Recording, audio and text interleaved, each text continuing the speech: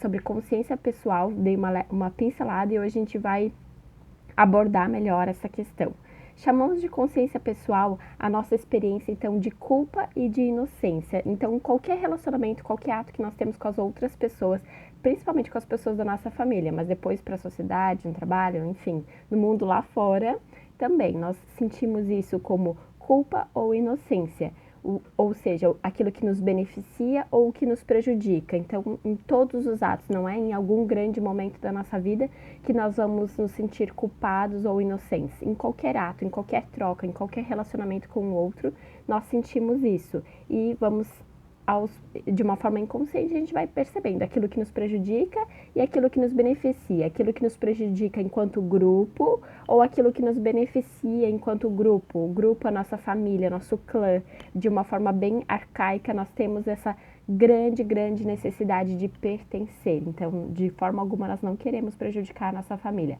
Muito mais do que a gente chama de amor, é muito mais por uma sobrevivência. Nós temos ainda esses instintos.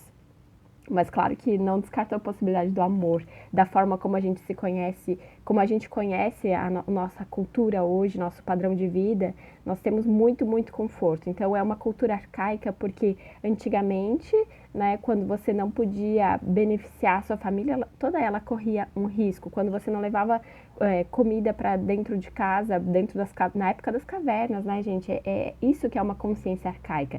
Esse grupo, esse clã, essa família, ela não sobrevivia.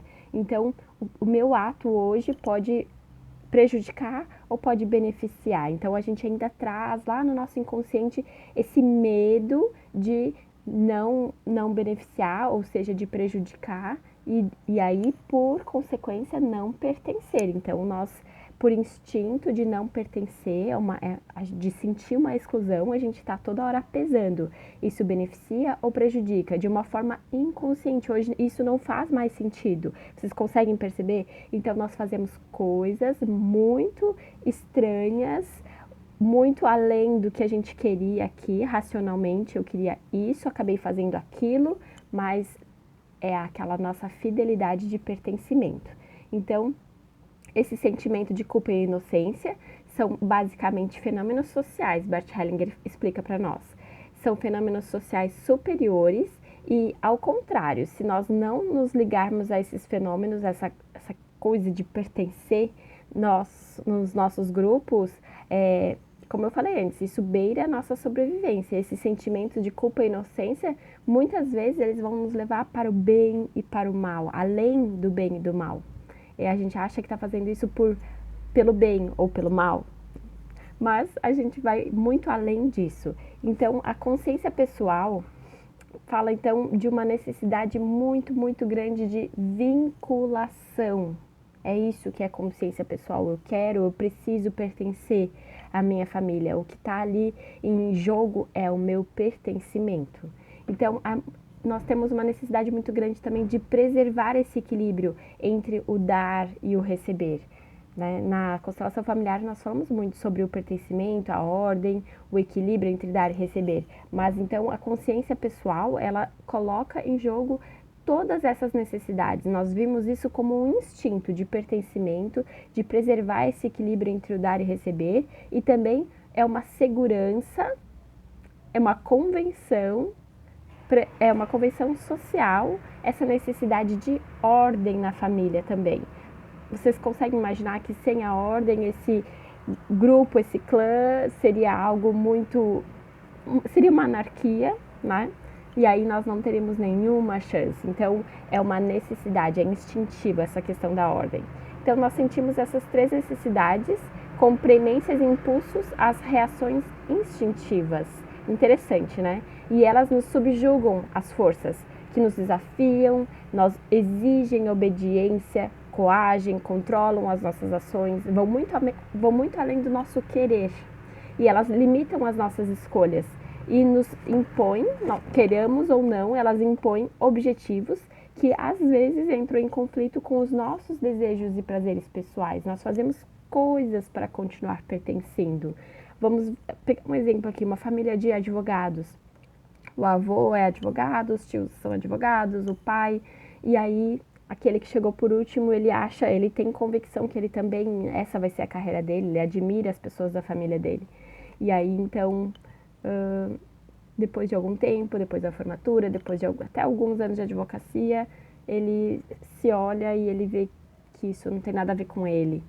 Então, onde é que está o desejo deles, conflitos pessoais? Estou dando só um exemplo bem tolinho, pode ser para qualquer outra coisa. A avó sempre foi cabeleireira, a mãe cabeleireira, a filha acha que vai ser isso também, que ali já, sei lá, herdou o salão, os clientes já conhecem tudo o processo, né?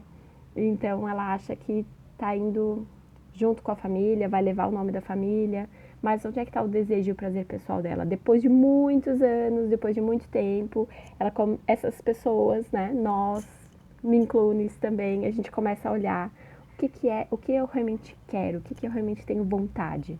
Então, essas necessidades de pertencimento, de ordem, desse equilíbrio dentro da nossa família, elas nos limitam nos relacionamentos, mas elas também tornam possíveis esses mesmos relacionamentos. São essas necessidades que tornam possíveis, porque elas refletem essa necessidade humana fundamental de relacionamento íntimo com os outros, de confiança, de verdade, de se sentir bem ali com aquelas pessoas. Os animaizinhos, eles não têm isso. Então, é isso que nos torna humanos, essa intimidade, esse relacionamento íntimo.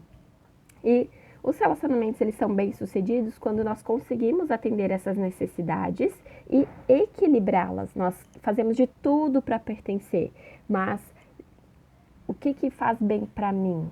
Qual é o meu objetivo pessoal? Então, quando eu consigo equilibrar pertencer, sim, eu faço parte, mas também atender às minhas necessidades pessoais. Quando eu consigo esse equilíbrio, por exemplo, vou dar um exemplo bem bobinho também. Na família todo mundo é carnívoro, come muita carne, muita carne, muita carne, e vai ter um lá que é vegetariano, que sente dozinho dos animais ou que não faz bem pro corpo dele. Então ele vai se sentir no início um pouco discriminado, né? Por que você não come? Você é frescura. Eu vou falar isso porque eu sou gaúcha, então alguns gaúchos acham isso. E aí essa pessoa então ela vai pensar que ela está de uma forma inconsciente, está colocando em jogo o seu pertencimento. Então, ela está buscando uma necessidade pessoal dela, não é nenhum prazer, mas é uma necessidade de ser vegetariana, de não comer carne, de reduzir a quantidade de carne. E aí ela vai ficar assim, será que eu pertenço? Será que eu não pertenço ao meu clã, ao meu grupo, ao meu estado, né? a cultura da minha família?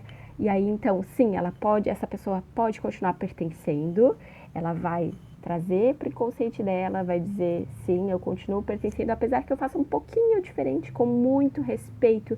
Eu sei que no passado foi essencial para minha família comer muita carne, era disso que sobreviviam, né? Então, hoje em dia é possível viver de uma forma diferente. A tecnologia, a cultura está diferente do que era 50, 100, 200 anos atrás.